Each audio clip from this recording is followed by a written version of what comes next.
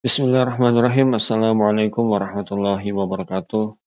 Kembali lagi bersama saya Revi Ridwan Ahmad. Kali ini saya akan membahas tentang praktik komunikasi dalam situasi klinis. Apa pentingnya komunikasi dalam layanan kesehatan? Pertama-tama saya akan memunculkan studi kasus tentang komunikasi buruk. Di sini penelitian pada JCI dan WHO. JCI itu Joint Communication International. Mereka mencatat 70% kejadian kesalahan dalam pengobatan terjadi di beberapa negara, dengan lebih dari 25.000 kasus kecacatan permanen di Australia, dan sebanyak 11% diantaranya akibat komunikasi yang buruk antar petugas kesehatan.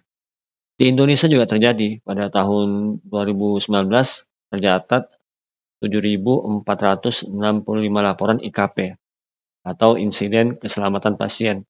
Dengan rincian kejadian, yang pertama nyaris cedera itu 38%, kemudian kejadian tidak cedera 31%, dan kejadian tidak diharapkan 31%. Dampak pada layanan kesehatan tentu saja komunikasi yang tidak efektif dapat menyebabkan kekacauan dalam pengobatan, kemudian memperpanjang waktu perawatan dan meningkatkan biaya. Hal ini berdampak negatif pada kepuasan pasien dan reputasi lembaga kesehatan. Pentingnya komunikasi klinis, yakni dengan komunikasi yang baik meningkatkan kolaborasi antar tenaga medis dan mempercepat diagnosis. Dengan komunikasi yang jelas, dokter dan pasien dapat bekerja sama untuk mencapai hasil yang lebih baik. Di sini yang perlu digarisbawahi adalah komunikasi yang baik dan juga komunikasi yang jelas.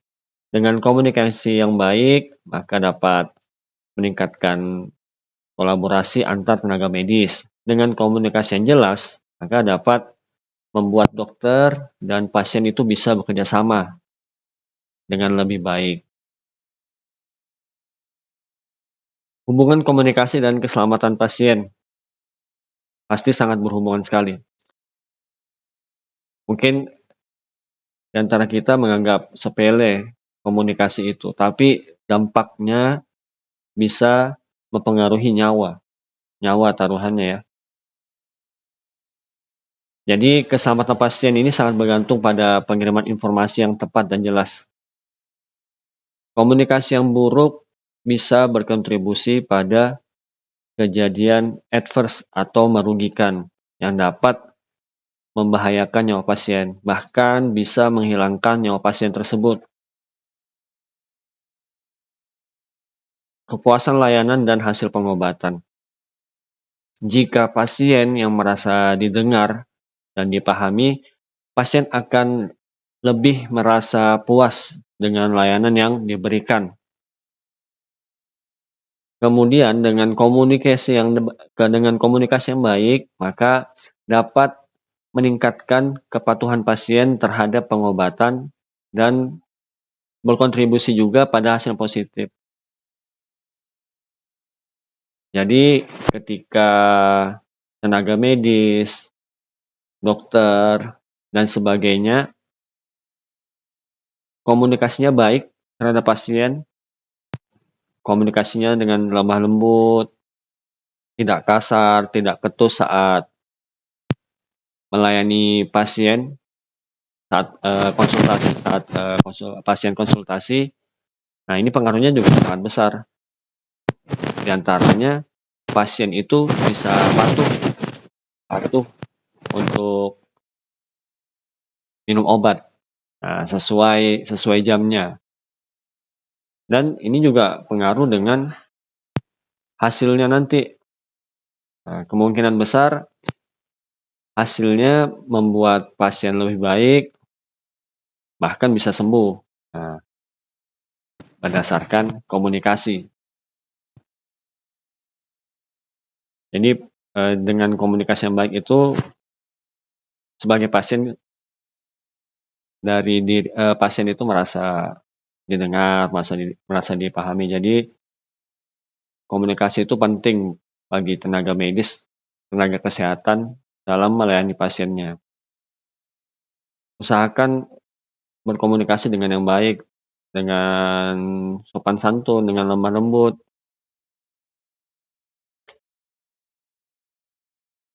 Apa goals-nya pada materi ini? Jadi materi ini goals-nya adalah meningkatkan pemahaman tentang pentingnya komunikasi dalam layanan kesehatan. Tidak hanya itu, di sini juga goals-nya adalah mengidentifikasi langkah-langkah konkret untuk mengatasi masalah komunikasi dan meningkatkan keselamatan pasien. Itu adalah fokus utamanya. Scope.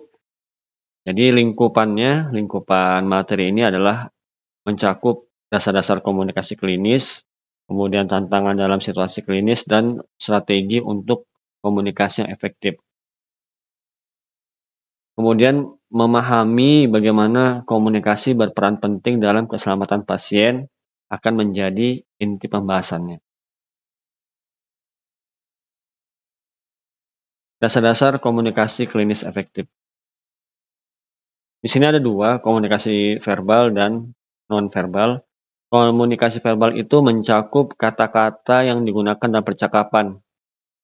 Sedangkan kalau non-verbal itu adalah isyarat tubuh dan ekspresi wajah yang dapat mendukung atau bisa juga bertentangan dengan makna verbalnya tadi, makna kata-katanya tadi ya, makna kata-kata atau makna percakapan.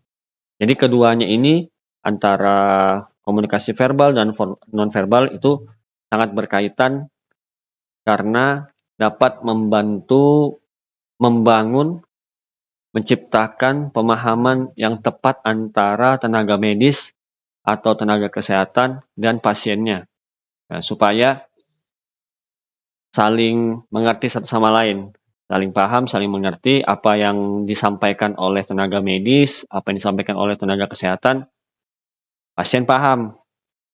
Misalnya tentang resep obat, tentang jadwal makan obatnya, tentang apa saja yang do, don't, apa yang boleh, apa yang tidak boleh dilakukan oleh pasien, dan tenaga medis atau tenaga kesehatan juga paham apa yang disampaikan oleh pasien, apa keluhannya, bagaimana konsultasinya, itu paham. Jadi satu sama lain itu saling bersinergi, saling memahami.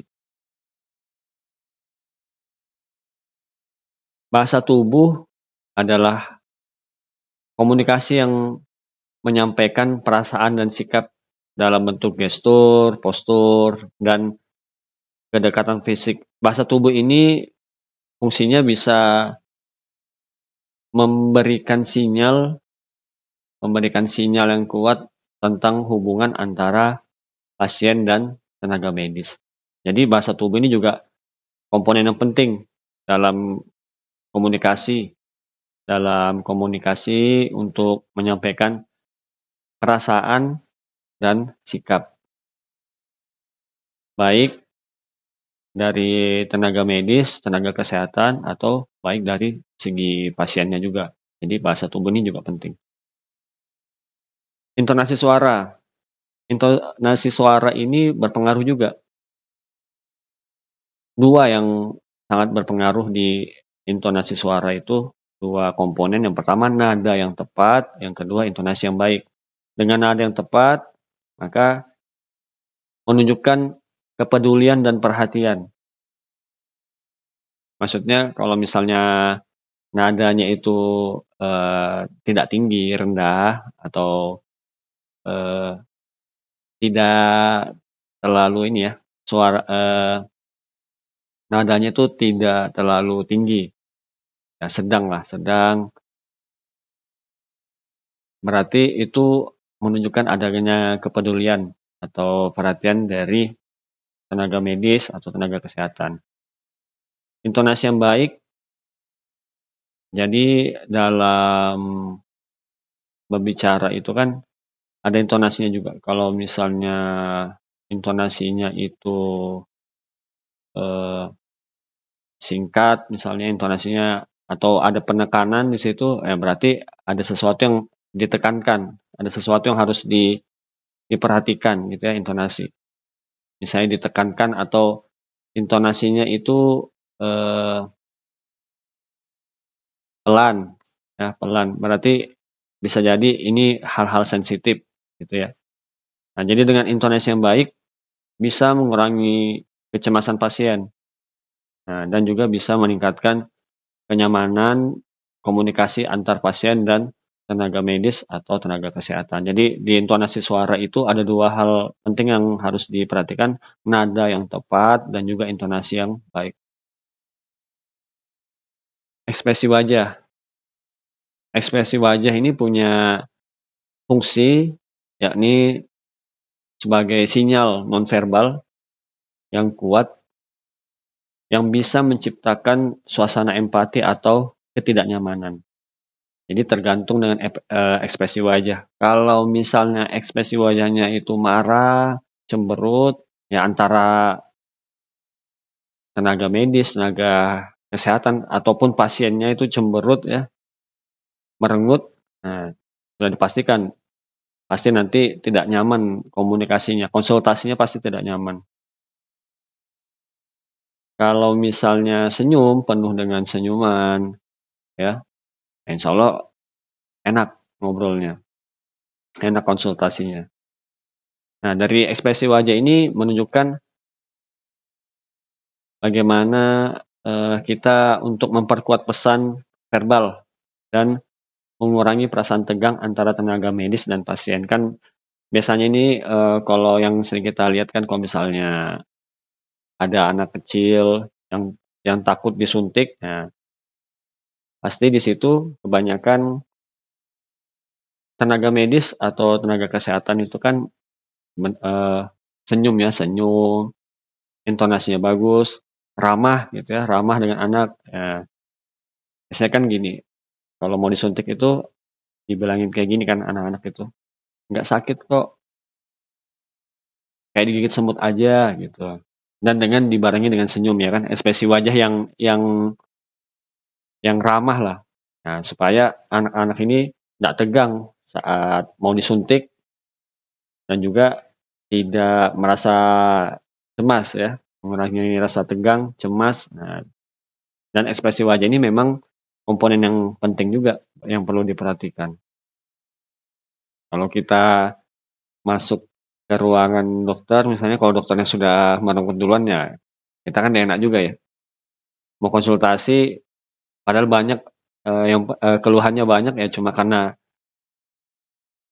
mendapatkan ekspresi wajah yang tidak enak, ya jadi tidak optimal konsultasinya.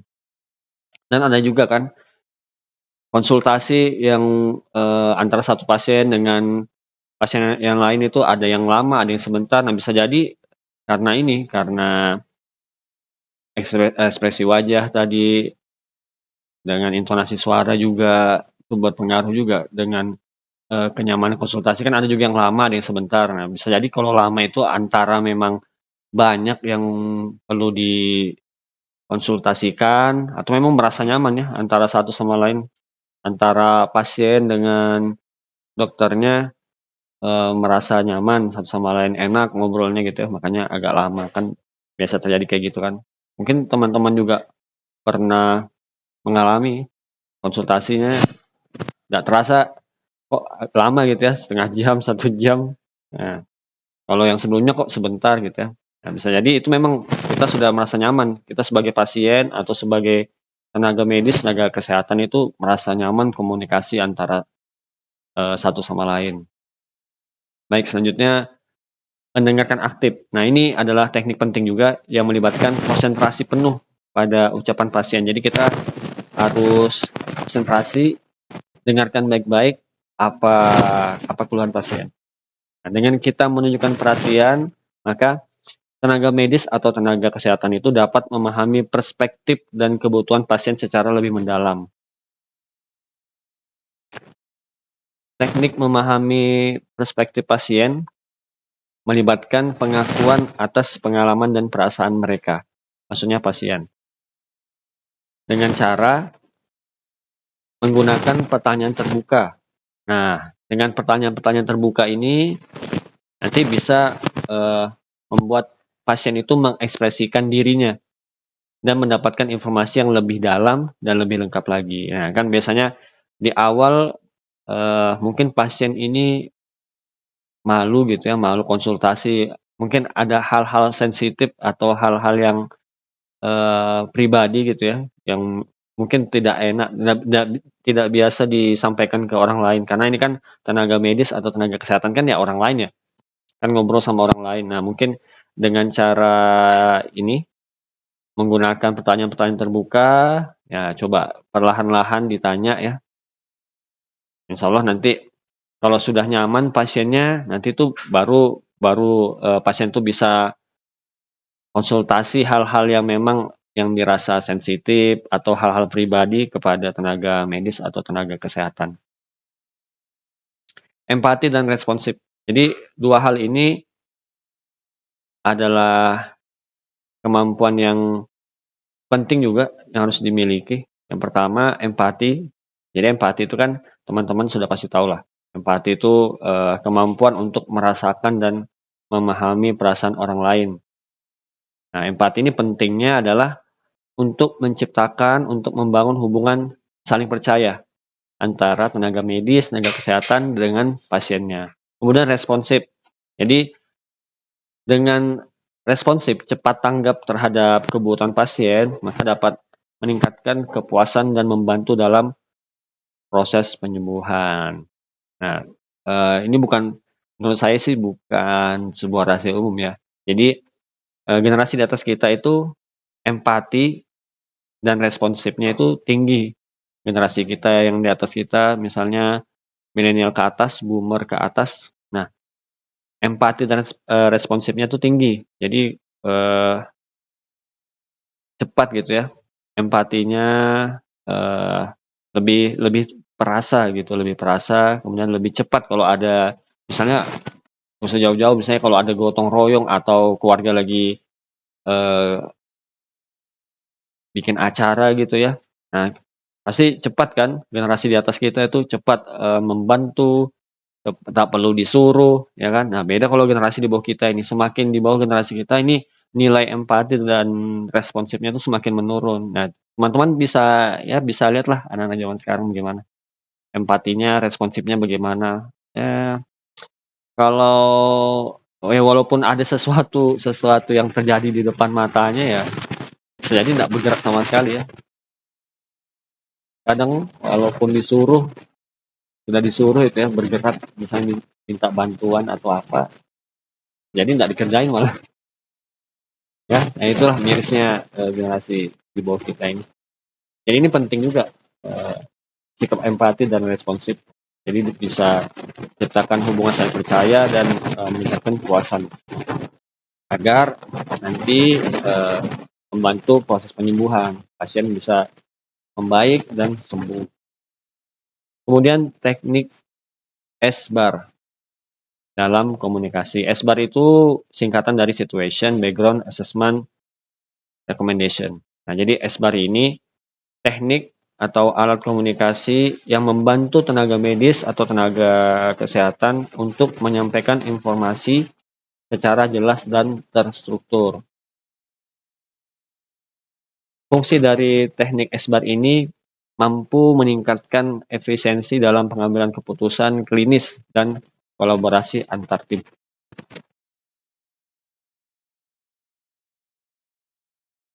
Nah, komunikasi dalam situasi yang menantang itu ada juga tekniknya, yaitu menggunakan teknik spikes dalam menyampaikan berita buruk. Ya, teknik spike itu singkatan dari setting, perception, investigation, knowledge, empati, strategi. Yang dimana teknik ini memerlukan pendekatan yang sensitif termasuk penggunaan bahasa yang jelas, kemudian memberikan dukungan emosional kepada pasien dan keluarga. Dengan menggunakan teknik komunikasi yang lembut, maka dapat meminimalisir kecemasan dan membantu proses penerimaan. Sini berita buruk itu kan bisa tentang kerabat yang meninggal dunia atau misalnya penyakit yang berat gitu ya. Itu termasuk berita buruk kan. Nah, bagaimana cara kita sebagai tenaga medis atau tenaga kesehatan menyampaikannya dengan cara yang baik. Nah, ini bisa menggunakan teknik SPICE. Nah, kemudian protokol untuk informasi sensitif. Nah, ini masih berhubungan dengan yang SPICE tadi. Jadi ada protokolnya dalam kita menyampaikan informasi yang sensitif. Jadi contohnya itu misalnya mempersiapkan lingkungan yang aman dan memastikan privasi pasien itu penting sekali. Dengan begitu bisa membangun kepercayaan dalam komunikasi antara kita sebagai tenaga medis atau tenaga kesehatan terhadap pasiennya. Jadi maksudnya mempersiapkan lingkungan yang aman itu, misalnya ini kan sensitif ya, entah tentang penyakitnya kah yang memang berat gitu ya. Mungkin kalau orang lain tahu itu malu, pasiennya malu. Jadi caranya mempersiapkan lingkungan yang aman itu ya pastikan lingkungan di sekitar pasien itu tidak ada orang misalnya, tidak ada orang. Jadi face to face antara tenaga medis, tenaga kesehatan misalnya sama pasien face to face. Nah, dilihat di sekitar ada orang apa enggak gitu ya. Kalau bisa face to face gitu. Jangan di keramaian ya. Cari tempat yang memang sepi. Jadi yang yang mendengar cuma pasien aja dan Tuhan. Gitu ya. Kemudian strategi menghadapi pasien sulit. Maksudnya pasien sulit ini pasien-pasien yang mempunyai keunikan. Di antaranya itu misalnya ada pasien yang delirium, ya. Delirium itu kebingungan parah, jadi yang linglung gitu ya. Kemudian disfagia, pasien yang kesulitan menelan ya. Kemudian pasien yang punya keluhan yang memang sulit diatasi, atau pasien yang punya karakter itu ngomong itu sulit, komunikasinya sulit. Nah, ini perlu pendekatan yang strategis. Nah, misalnya dengan de-escalation namanya, teknik de-escalation.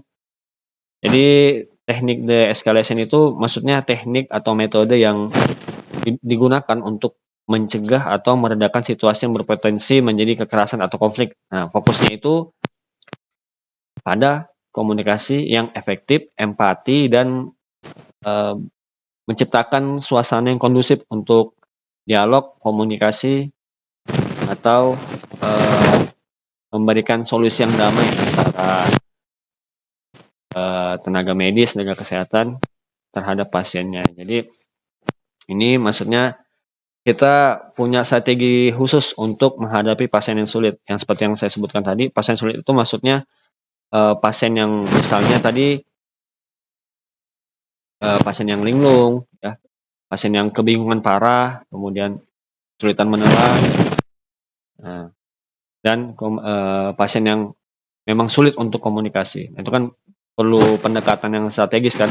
Kita tidak bisa menyamaratakan dengan pasien yang normal gitu ya. Pasien yang tidak seperti ini keluhannya atau penyakit yang diidap. Menangani pasien cemas dan marah. Nah, pasien yang cemas atau marah ini bisa memperburuk situasi klinis. Nah, jadi penting juga untuk menggunakan teknik komunikasi yang efektif. Misalnya seperti empati tadi, empati yang tulus, kemudian responsif terhadap perasaan mereka nih, terhadap perasaan pasien. Nah, agar terciptanya ikatan dan mengurangi kecemasan pasien. Nah, jadi kalau misalnya kita ketemu pasien yang cemas, suka cemas, pemarahan ya, yang suka marah-marah, nah kita jangan juga kita nih kalang kabut gitu ya. Jangan juga kita yang cemas juga dalam menyampaikan, panik dan juga jangan sampai kita marah-marah juga ya, ketus gitu ya terhadap pasien. Nah, nanti itu makin memperburuk. Sudah pasien ini cemas atau kemarahan, suka marah-marah, nah kita menambahi lagi gitu ya, menambahkan kecemasan dan kemarahan. Nah, nggak nyampe malah nanti komunikasinya. Jadi memang kita butuh kesabaran dalam melayani pasien. Komunikasi lintas budaya. Jadi kita harus sadar juga bahwa di sini kita punya lingkungan yang multikultural ya, multikultural, berbagai macam etnis, berbagai macam suku. Nah, jadi menuntut kita sebagai tenaga medis atau tenaga kesehatan paham, memahami, dan menghormati terhadap perbedaan budaya ini. Jadi kita tidak bisa menyamaratakan ya, antara orang misalnya orang yang sukunya itu yang lemah lembut dengan orang yang sukunya itu misalnya tegas gitu ya, dari cara bicaranya, intonasinya. Nah, berarti kita menghadapinya juga nggak bisa kita samaratakan gitu ya. Jadi bisa menggunakan interpreter atau penerjemah yang kompeten dan mempelajari norma-norma budaya pasien. Nah, dengan kita melakukan hal-hal ini, maka dapat meningkatkan interaksi hasil perawatan. Ini semakin interaksinya itu semakin bagus, komunikasinya semakin bagus, dan insya Allah hasilnya nanti bagus juga kalau komunikasinya bagus. Ya, misalnya kita menghadapi pasien yang memiliki multikultural gitu ya. Misalnya kita menghadapi pasien yang pasien sukunya Bugis, sukunya misalnya Jawa, kita bagaimana menghadapinya. Kan ada Jawa itu Jawa yang ya lembut ya kan, ada yang Jawa yang tegas ininya, bahasanya kan beda gitu ya, treatmentnya beda-beda gitu ya. Jadi beda beda budaya, beda suku, beda juga kita ininya penanganannya.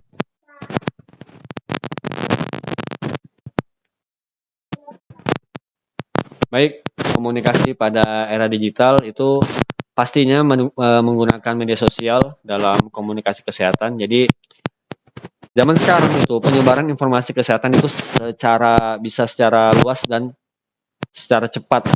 Nah, semakin cepat, semakin luas impact-nya dari penyebaran informasi kesehatan menggunakan sosmed atau sosial media. Jadi selain itu juga dapat digunakan untuk kampanye kesadaran kesehatan dan edukasi masyarakat.